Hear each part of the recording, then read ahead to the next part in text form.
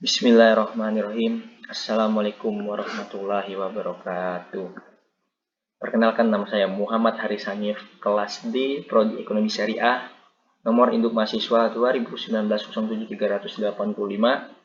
Di sini saya akan mempresentasikan proposal penelitian saya yang berjudul Strategi Bank Syariah Bertahan di Tengah Pandemi COVID-19. Yang pertama, latar belakang masalah. Indonesia sebagai mayoritas beragama Islam terus mengembangkan ekonomi syariah. Perkembangan ekonomi syariah dimulai sejak didirikannya Serikat Dagang Islam atau SDI pada tahun 1905.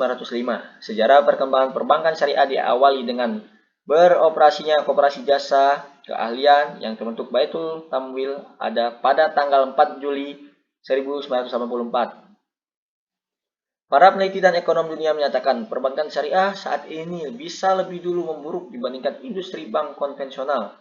Wabah ini dianggap sebagai penyebab krisis keuangan global yang paling parah jika dibandingkan dengan krisis keuangan Asia pada tahun 1997 sampai 1998. Yang kedua, rumusan masalah. Di sini peneliti menemukan dua rumusan masalah. Yang pertama, dampak pandemi COVID-19 terhadap bank syariah di Indonesia. Yang kedua, bagaimana cara bank syariah bertahan di tengah pandemi COVID-19. Selanjutnya, tujuan. Berdasarkan rumusan masalah di atas, maka tujuan dari penelitian ini adalah 1. Untuk mengetahui dampak pandemi COVID-19 terhadap bank syariah. 2. Untuk mengetahui bagaimana cara bank syariah bertahan di tengah pandemi COVID-19. Selanjutnya, urgensi dari penelitian ini. Karena di masa pandemi sekarang ini banyak terjadi permasalahan ekonomi, salah satunya menurunnya daya beli masyarakat yang juga berdampak pada bank syariah, di mana pada saat pandemi sekarang ini banyak bank-bank yang terancam bangkrut, contohnya bank pengkreditan, leasing, dan unit usaha syariah lainnya. Selanjutnya ada tinjauan pustaka. Dalam tinjauan pustaka ini, peneliti ingin menjabarkan dampak pandemi COVID-19 terhadap bank syariah, yaitu pertama, penyaluran kredit atau pembiayaan.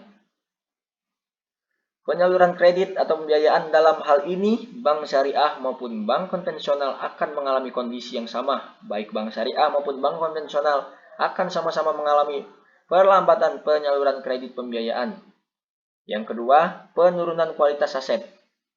Di mana penurunan kualitas aset dalam hal ini, baik bank syariah maupun bank konvensional akan sedikit terbantu dengan adanya POJK nomor 11 POJK 03 2020. POJK tersebut akan membantu bank syariah maupun bank konvensional terutama dalam pencadangan penyisian penghapusan aktiva produktif. Bank syariah diprediksi akan memiliki keunggulan dibandingkan dengan bank konvensional.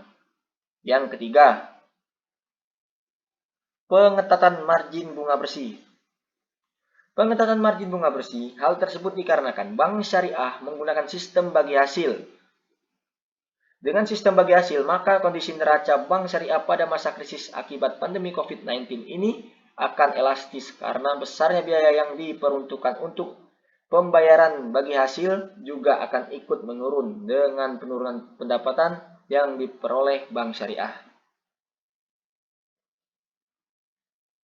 Selanjutnya, tinjauan pustaka. Masih di tinjauan pustaka. Dalam tinjauan pustaka kali ini, peneliti ingin menjabarkan strategi bank syariah bertahan di tengah pandemi COVID-19.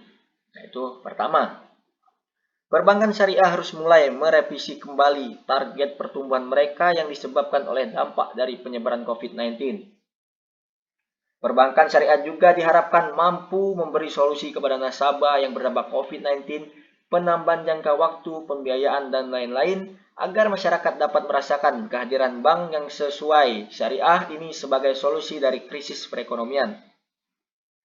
Yang kedua, perbankan syariah juga harus melihat permasalahan penyebaran COVID-19 sebagai tantangan yang harus diubah menjadi sebuah kesempatan untuk berbenah ke aspek layanan digital, di mana pembayaran melalui metode digital diharapkan mampu untuk memudahkan para nasabah melakukan transaksi yang berlayanan digital yang dihadirkan oleh perbankan syariah. Yang ketiga, Perbankan syariah harus mampu menjadikan krisis ini sebagai sebuah kesempatan pembiayaan baru di sektor yang berkaitan langsung dengan alat kesehatan seperti alat-alat rumah sakit yang dibutuhkan oleh para tenaga medis. Selain membantu petugas medis, alat-alat ini juga mampu menahan penyebaran COVID-19 di wilayah Indonesia, khususnya kota-kota besar. Yang keempat, menegaskan posisi bisnis-bisnis syariah sebagai bagian tak terpisahkan dari masyarakat Indonesia yang sedang berjuang melawan COVID-19. Para pelaku ekonomi dan bisnis syariah harus menunjukkan empati dan solidaritas kepada para pemangku kepentingan keputusan salah satu produsen brand kosmetik halal untuk menyumbangkan alat kesehatan senilai puluhan miliar ke rumah sakit perawatan pasien COVID-19 merupakan contoh yang sangat baik. Selanjutnya kita ke landasan teori. Pendekatan di sini penulis menggunakan pendekatan uses and gratification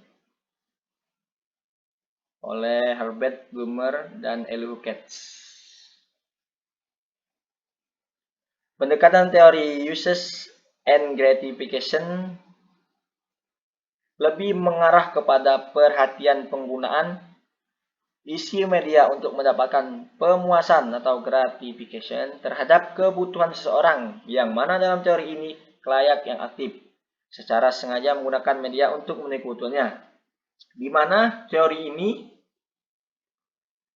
dikemukakan oleh Herbert Blumer and Elihu Katz, yaitu adalah orang pertama yang mengenalkan teori ini. Teori kegunaan dan kepuasan ini dikenalkan pada tahun 1974 dalam bukunya The Uses of Mass Communication: Current Perspectives on Gratification Research. Teori milik Blumer dan Katz ini menekankan bahwa pengguna media memainkan peran aktif untuk memilih dan menggunakan media tersebut. Pengguna media adalah pihak yang aktif dalam proses komunikasi.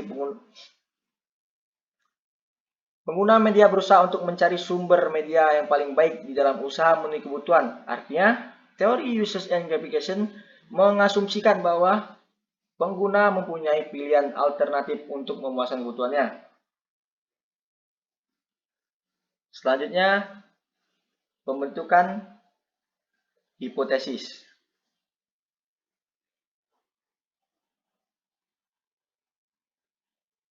Oleh Dr. Muhammad Imam Sastra Mihajat, virus corona atau dikenal dengan COVID-19 telah meluluh lantahkan perekonomian dunia. Pertama, perbankan syariah juga diharapkan mampu memberikan solusi-solusi terbaik kepada para nasabahnya seperti restrukturisasi, penambahan jangka waktu pembiayaan, ataupun memberikan masa tenggang 3-6 bulan ke depan. Kedua, perbankan syariah juga harus melihat permasalahan penyebaran virus ini sebagai tantangan yang harus diubah menjadi sebuah kesempatan untuk berbenah, khususnya dari aspek layanan digital.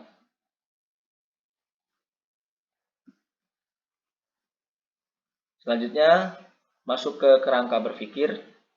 Ya, di sini kerangka berpikirnya sebagai berikut.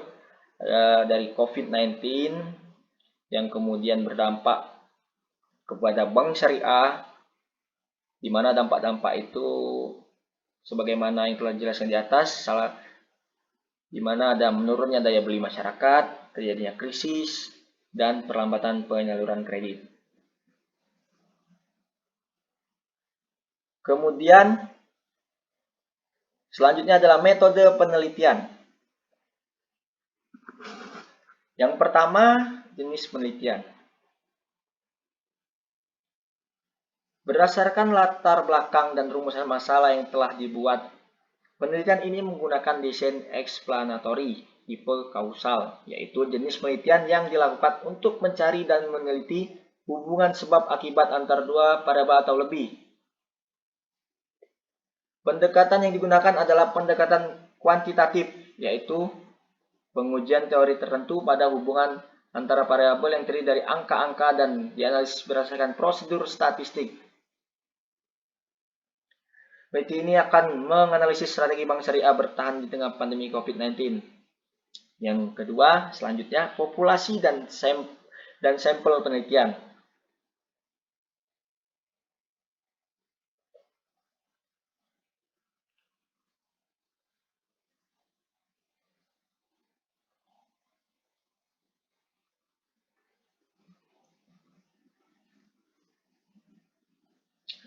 Ya, populasi dan sampel penelitian.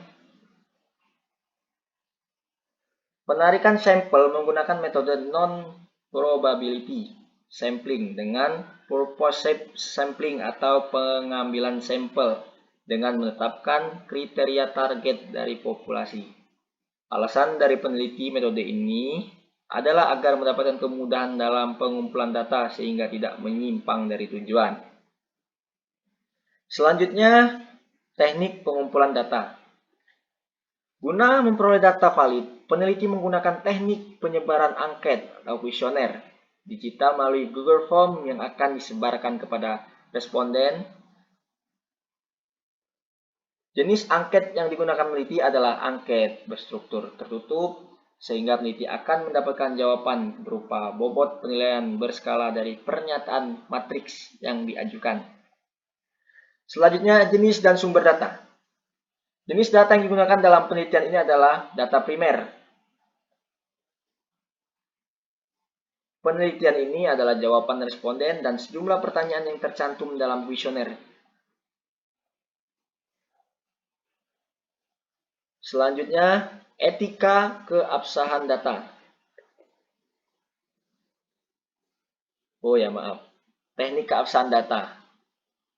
Ya, teknik keabsahan data. Dalam teknik keabsahan data, bagian pertama dalam metode kualitatif adalah ketekunan pengamat. Ketekunan pengamat digunakan untuk menemukan ciri khas dari situasi yang relevan dengan persoalan yang dicari dalam penelitian. Persoalan tersebut akan diamati secara rinci tentang faktor-faktor yang menonjol, kemudian ditelaah pada titik pemahaman dan kesimpulan sementara. Bagian kedua adalah triangulasi metode. Triangulasi metode adalah proses perbandingan dengan mengecek sumber data yang diperoleh pertama kali dalam pengumpulan data dengan data yang diperoleh pada pengumpulan selanjutnya. Selanjutnya adalah teknik analisis data. Ya, di teknik analisis data ini, peneliti membangun kesimpulan dari penelitian di atas dengan mengabstraksi dan mencari pola-pola berdasarkan data-data empiris yang telah dikumpulkan. Teknik analisis data yang digunakan adalah sebagai berikut. Pertama, reduksi data. Reduksi data digunakan untuk mendapatkan inti dari penilaian. Reduksi data adalah bagaimana peneliti mengolah data yang bernilai mentah untuk dijadikan data konkret. Peneliti melakukan pengolahan data sehingga dalam penulisan hasil penelitian sudah mereduksi data-data abstrak menjadi data kredibel berdasarkan pengumpulan data sesuai dan fokus penelitian. Selanjutnya, konten analisis. Analisis data dapat diperoleh setelah mendapatkan hasil data primer dan dapat data sekunder dari objek penelitian. Data primer atau data utama dari penelitian ini adalah hasil wawancara dan kuesioner penelitian terhadap karyawan. Untuk data sekunder diperoleh dari studi, buku maupun jurnal.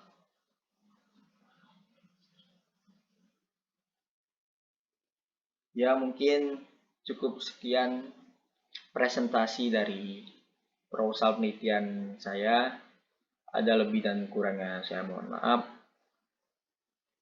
Dan mungkin masih banyak kekurangan, mohon untuk dikoreksi dan diperbaiki. Kalau ada salah itu datang dari saya. Kalau ada benar itu datang dari Allah.